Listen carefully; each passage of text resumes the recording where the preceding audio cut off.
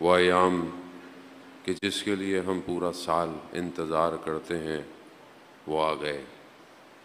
وہ فرش عزا، وہ جگہ کہ جہاں انسان اپنے آپ کو امام کے سپرد کرنے آتا ہے، وہ درس گاہ، وہ یونیورسٹی کہ جو انسان کی تربیت کرتی ہے، وہ جگہ کہ جو انسان کو جینے کا مقصد سکھاتی ہے، وہ ایام آ گئے۔ اور یہ ایام صرف سوگواری یا غم کے نہیں، یہ ایام مظلوموں کی حمایت کے، ظلم کا مقابلہ سکھانے کے ایام ہیں۔ اور یہی وجہ ہے کہ آج دنیا نے دیکھا کہ جس کے پاس حسینی مکتب تھا اس کا سر جھکا نہیں، کٹ گیا۔ اور یہی اس مکتب کی شان تھی کہ جس نے ظلم کے مقابلے میں سینے پر گولی کھانا پسند کی مگر اپنے آپ کو ان کے حوالے نہیں کیا۔ یہی سوال ہے، عرب ممالکوں نے تو اپنی بیٹیاں بھی امریکاؤں کے سامنے رکھ دیں مگر علی کے ماننے والوں نے جنازے اٹھائے۔ یہ ایام یہی سکھاتے ہیں عزیزان محترم کہ دنیا جو سوال کرتی تھی کہ مجلس سے کیا ملتا ہے، رونے سے کیا ملتا ہے، آج دنیا کو پتہ چلا یہی رونا ہے جو تمہارے ایوانوں کو ہلا سکتا ہے، یہی رونا ہے کہ جو انسان کو بیدار کرتا ہے، یہی رونا ہے جو انسان کو اتنی طاقت دیتا ہے کہ یہ جو ہم پڑھتے ہیں زیارت میں، یا لیتنی کنتو معاکم فافوزو فوزا عظیما، کاش کہ ہم کربلا میں ہوتے تو ہم آپ کا ساتھ دیتے۔ اور آج دکھایا حسین کے ماننے والوں نے کہ اگر آج بھی کربلا برپا کرو گے تو آج بھی ہم امام حسین کے ساتھ ہیں۔ اور یہ خدا کا شکر کریں کہ خدا نے ہمیں اس مکتب سے جوڑ کے رکھا ہے، خدا نے ہمیں ایسی جگہ سکھایا ہے کہ جہاں ہمارا جوان بچپن سے علی اصغر پر روتا ہے، بچپن سے جناب قاسم کے بدن کے ٹکڑوں کی باتیں سنتا ہے، بچپن سے جوانی تک حضرت علی اکبر کی اس برچھی کا ذکر سن کر اپنے آپ کو مضبوط بناتا ہے۔ دشمن یہی چاہتا ہے، اور دشمن یہی چاہتا تھا کہ مجلسیں ختم ہو جائیں یا عزاداری ختم ہو جائے، یا اگر ہو بھی تو اس کے اندر روح نہ ہو عزاداری کی۔ جب یہ کہا جاتا تھا کہ مجلسوں کو با مقصد بناؤ، مجلسوں کے کانٹینٹ کو امام کی قیام کے ساتھ منسلک کرو، تو ہمارے لوگ کہتے تھے بعض اوقات مولانا یہ کیسی باتیں کر رہے ہیں، مجلس کوئی خشک سبجیکٹ تھوڑی ہے، یہاں پر تو مطلب جو دل چاہتا ہے وہ ہونا چاہیے۔ عزیزان محترم، جہاں دل نہیں، جو امام چاہے وہ ہونا چاہیے۔ اور امام بیداری چاہتے ہیں، امام چاہتے ہیں کہ دنیا بصیرت حاصل کرے۔ سید الشہداء صرف اس لیے تھوڑی آئے تھے کہ ہم لوگ صرف جمع ہوں اور روئیں، بلکہ امام حسین انسانیت کو بیدار کرنے آئے تھے کہ جب بھی ظالم تمہارے مقابلے میں آئے تو تم نے اس کے آگے جھکنا نہیں ہے۔ اور یہی ہے کربلا، یہی ہے مجلس، اور یہی ہے عزاداری عزیزان محترم۔ بہرحال آج فرزندان امام حسین کے مکتب نے دنیا کو دکھا دیا کہ چاہے تم کچھ بھی کر لو، کتنا بھی نقصان دے دو، پھر بھی اللہ کی نصرت ہمارے ساتھ ہے، اللہ کا وعدہ ہمارے ساتھ ہے، اور اللہ نے 12 کے صدقے میں 12 دنوں میں کامیابی عطا کی ہے۔ تو یہی وجہ ہے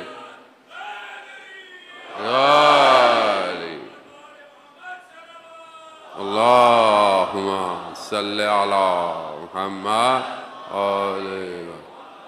تو عزیزان محترم، ہو سکتا ہے آپ نے کبھی زندگی میں جنگ کو محسوس نہ کیا ہو، جنگ کو اس طرح دیکھا نہ ہو، میڈیا پہ دیکھنا کچھ اور ہوتا ہے، خود جگہ پہ ہونا کچھ اور ہوتا ہے، انسان بہت قریب سے چیزوں کو محسوس کرتا ہے۔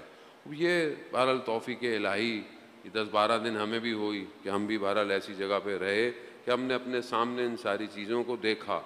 جو دل میں تھوڑی بہت دنیا کی محبت تھی اللہ نے صاف کر دی کہ حادثوں میں مرنے سے بہتر ہے انسان دشمن کے میزائلوں سے مر جائے، وہ بھی انسان کم از کم شہادت کے درجے پہ تو جائے گا۔ اب یہ بیداری مہم ہے عزیزان محترم، اس کو ضرورت یہ ہے کہ یہ 1-2 دن میں نہیں آتی، یہاں پر سالوں تربیت بنانی پڑتی ہے۔ آج اگر ہم امام حسین علیہ السلام کے لیے جمع ہوتے ہیں، اصل مقصد یہاں سے اٹھ کر امام کی نصرت کرنا ہے کہ جب امام ظہور فرمائیں گے تو اس کے لیے ہم نے کتنی تیاری کی ہے، اس کے لیے ہم کتنے تیار ہیں۔ یہ مجلس اصل میں وہی ہے، درسگاہ ہے۔ جب انسان امن میں ہوتا ہے تو اسے جنگ کی تیاری کرنی پڑتی ہے، جنگ میں رہتے ہوئے انسان تیاری نہیں کر سکتا۔ آج ہم لوگ امنیت کے اندر ہیں، آج ہم لوگ بہرحال مشکلات ہیں، فائنینشیل مشکلات ہیں، سوشل پرابلم ہے، دنیا کی بہرحال ہر ملک کے اندر اپنی ایشوز ہیں، لیکن بہرحال ظاہری طور پر امن کے اندر ہے۔ امن کے اندر انسان اپنے آپ کو مضبوط بناتا ہے، اور جو سب سے زیادہ چیز امپورٹنٹ ہے وہ انسان کا ایمان ہے۔ اگر ایمان مضبوط ہے تو انسان تنہا بھی لشکر بن سکتا ہے، اور اگر انسان با ایمان نہیں ہے، کمزور ہے، لاکھوں کا لشکر بھی وقت کے امام کو چھوڑ کے جا سکتا ہے۔ آپ کے سامنے تاریخ عبرت سے بھری پڑی ہے، کیسے کیسے لوگ تھے کہ جنہوں نے اپنے وقت کے اماموں کو تنہا چھوڑ دیا، لیکن وہیں پر آپ کے سامنے پہلی محرم میں آپ مصائب بھی جو ہے وہ خدا توفیق دے کہ بہرحال ہم جناب مسلم کے پڑھتے ہیں، آپ دیکھیں نا کہ کتنے لوگ تھے حضرت مسلم کے ساتھ، ہزاروں کی تعداد تھی، 17,000 12,000 تو لوگوں نے خط لکھے ہوئے تھے، لیکن سب چھوڑ گئے، مسلم اکیلا رہ گیا۔ مگر ایمان کی طاقت تھی کہ جس نے اکیلا بھی مسلم کو ایک لشکر بنا دیا، کہ جس کی وجہ سے امام نے روز عاشورہ جب سب چلے گئے، جب امام نے اپنی تلوار پر ہاتھ رکھا، گھٹنے امام کے زمین پر تھے، امام نے دائیں دیکھا بائیں دیکھا، سب سے پہلے جناب مسلم کو یاد کیا، اینا اینا مسلم، مسلم کہاں ہو؟ وہ یہ بتاتا ہے کہ انسان کوئی فرق نہیں ہوتا کہ انسان اکیلا ہو یا ہزاروں کی تعداد ہو، ایمان مضبوط کرنا ہے جان محترم۔ بہرحال ہم کوشش کریں نہیں دنوں کے اندر اپنے آپ کو اپنے امام کے قریب کریں اور اپنے آپ کو بہتر کریں۔ جان محترم، معاشرہ جب تک اپنے آپ کے ساتھ ایمرج نہیں ہوگا، ہم آہنگی نہیں کرے گا، امام کے لیے ہم کوئی کام نہیں کر سکتے۔ امام کو ایک فرد نہیں چاہیے، وہ الگ بات ہے کہ امام کو اتنے لوگ چاہیے، اور وہ سب ہو سکتا ہے تیار بھی ہو گئے ہوں۔ ہم جب تک خود بحیثیت معاشرہ تیار نہیں ہوں گے، ایک امت نہیں بنا پائیں گے، ہم نہیں آگے بڑھ سکتے۔ اور امت فرقوں سے نہیں بن پاتی، فرقے بازی سے نہیں بن پاتی، ایک دوسرے سے نفرتوں سے امت نہیں بنتی۔ آج اللہ کا شکر ہے کہ آج جو بہرحال حالات ہوئے ایران کی مقاومت کی وجہ سے، آج بہرحال امت مسلمہ کے اندر ایک وحدت ایجاد ہوئی ہے، لوگوں کو سمجھ میں آ گیا ہے کہ بہرحال اصل چیز اسلام ہے، جڑنے کی ضرورت ہے، تفرقوں کی ضرورت نہیں ہے، جو مشترک ہے جو کامن ہے اس پہ کم از کم انسان اٹیچ ہو جائے۔ اور یہی امام حسین کا پیغام بھی ہے، مجالس کا پیغام بھی ہے کہ آپ سب کو دعوت دیں۔ سید الشہداء کے اس پیغام دیکھیں نا، امام نے ایسا کام کیا 61 ہجری میں کہ جو صرف 61 ہجری کے لیے نہیں تھا، جو قیامت تک کی انسانیت کو بیدار کرنے کے لیے تھا، اور یہ پیغام سب کے لیے ہے۔ تو یہاں ہم امت سازی جو ہے وہ جب ہوگی کہ جب انسان اپنے آپ کو معاشرے میں رہنے کے قابل کرے گا۔ آپ اکیلے عبادتیں کرتے رہیں، آپ اکیلے نمازیں پڑھتے رہیں، آپ اکیلے اچھے کام کرتے رہیں، معاشرے کے اندر برائی ہے، معاشرے میں پرابلم ہے، آپ امت ڈیزائن نہیں کر سکتے۔ امام کو امت کی ضرورت ہے، امام کو۔ اور یہ آپ تاریخ میں دیکھیں کہ جب مولا متقیان حضرت علی ابن ابی طالب علیہ السلام،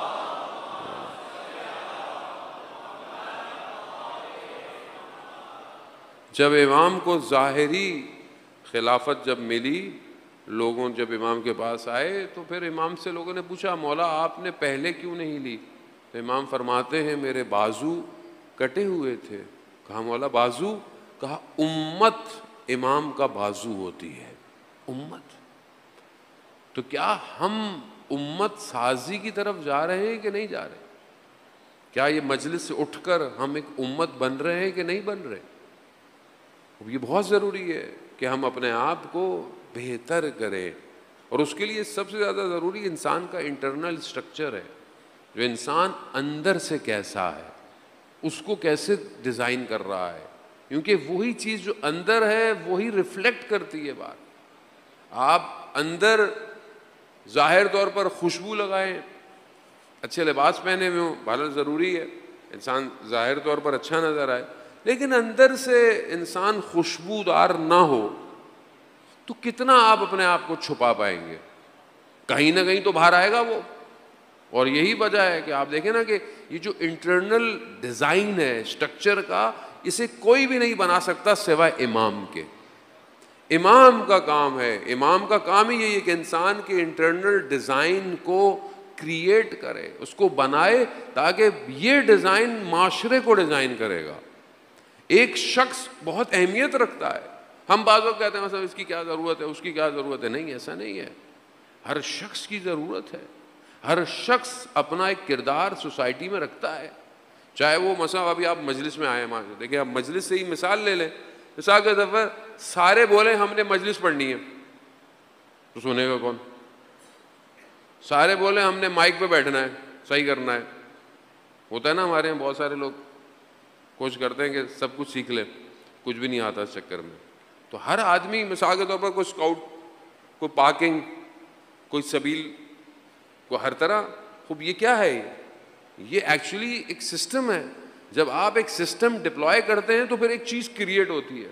اب آپ نے سسٹم بنایا ہوا ہے تو مجلس ہو رہی ہے، مجلس میں ہو رہی ہے، ہر کسی نے اپنا کام، اپنی ذمہ داری لیا ہوا ہے۔ خوب اب یہ اگر سسٹم نہ ہو، پارکنگ کرانے والا کوئی نہ ہو، اسکاؤٹ نہ ہو، چیکنگ نہ ہو، مائک میں بھائی جس کا دل چاہے گا آگے بیٹھے گا، کوئی نہ آئے، تو کیا آپ سمجھ سکتے ہیں کہ کوئی مجلس قائم ہو سکتی ہے؟ ایک چھوٹی سی مجلس قائم نہیں ہو سکتی۔ تو کیسے ہو سکتا ہے کہ ایک امت جب تک ڈیزائن نہ کی جائے وہ اپنے آپ کو ایکٹیو کیسے کرے گی؟ کون دے گا؟ کس کے پاس یہ فارمولہ ہے؟ کسی کے پاس نہیں ہے سوائے امام کے، کیونکہ امام انسان کی خلقت سے واقف ہے۔ اسی لیے جو ہمارے ہاں گفتگو، جو ہمارے ہاں بحث ہے ہمارے مکتب میں، ہمارا امام مسجد کا امام نہیں ہے، ہمارا امام فرقے کا امام نہیں ہے۔ ہمارے ہاں جو امام کی ڈیفینیشن ہے وہ اللہ کا نمائندہ ہے، اور اللہ نے اسے علم عطا کیا ہوا ہے، اللہ کی طرف سے منتخب ہے، اور ہمارے پاس قرآن کی آیتوں کی دلیل ہے کہ بہرحال ہم دلالت اس کو پیش کرتے ہیں۔ وہ جانتا ہے ہیومن کو، انسان کو، اسی لیے خود وہ بھی خود بھی انسان ہے، خود کوئی ایسی مخلوق نہیں ہے، لیکن بہرحال عصمت کا درجہ ہے، معصوم ہے، لیکن خود انسان کامل ہے، یعنی اس سے بہتر انسان ہو نہیں سکتا۔ رسول خدا حضرت محمد مصطفیٰ صلی اللہ علیہ وآلہ وسلم کے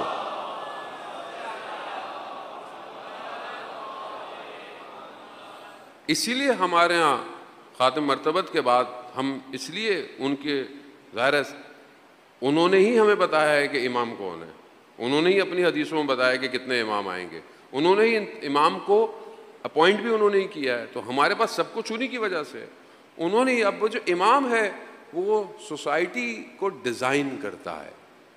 اب یہ ہماری اپنی بدقسمتی ہو کہ ہم امام سے ان چیزوں کو نہ سیکھیں اور ہم اپنے آپ کو، اپنی زندگی کو ایسی گزارتے ہیں۔ اب بہرحال سوال ہے، ہم اپنے آپ سے کریں، میں اپنے آپ سے کرتا ہوں، آپ اپنے آپ سے کریں سوال کہ میری 24 گھنٹے کی زندگی جو ڈیلی کی ہے، اس میں کتنا امام میرے ساتھ ہے؟ یعنی امام کا ساتھ ہونا یعنی کتنا میں امام کی باتوں پہ عمل کرتا ہوں، کتنا میں امام کی اطاعت کرتا ہوں، کتنا میری زندگی کے فیصلوں پر امام کا حکم حاکم ہے، کتنا ہے؟ اس کو اپنے آپ سے سوال کرو، خود ہی پتہ چل جائے گا کہ امام میرے پاس کتنا ہے، میں امام کی کتنی سن رہا ہوں، میں اپنی زندگی کے فیصلوں میں امام سے گائیڈنس لے رہا ہوں، میں اپنی زندگی کو آگے بڑھانے میں امام سے کچھ لے رہا ہوں۔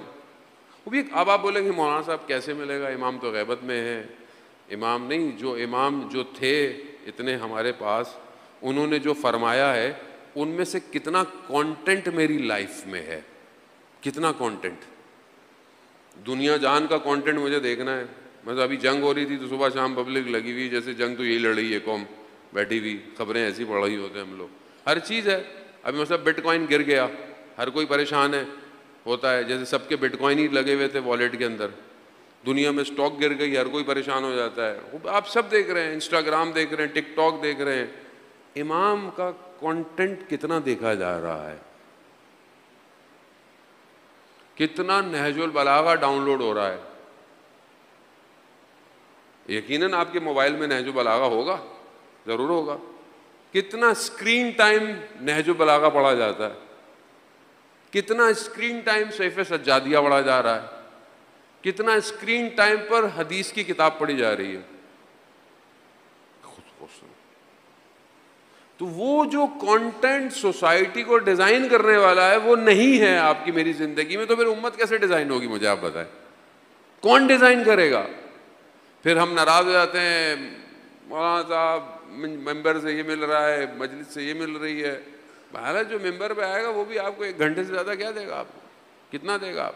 میں یہ نہیں کہہ رہا کہ اس میں آپ کی غلطی ہے, اس میں بھی میں اپنی غلطی تصور کرتا ہوں. اس میں بھی میں کسی اور کو بھی نہیں کہہ سکتا, کسی اور طالب علم کو بھی, نہ عالم کو, نہ ذاکر کو, نہ نوا خان کو. میری غلطی ہے, میرا قصور ہے, میں نے کانٹینٹ آپ کو نہیں دیا, یہ میری غلطی ہے. لیکن دوسری طرف ڈیمانڈ بھی نہیں تھی. بٹ ڈیمانڈ کریٹ کرتی ہے نا سوسائٹی کو. مارکیٹ میں بعض پروڈکٹ نہیں ہوتی ہیں بٹ ڈیمانڈ کریٹ کرتی ہے.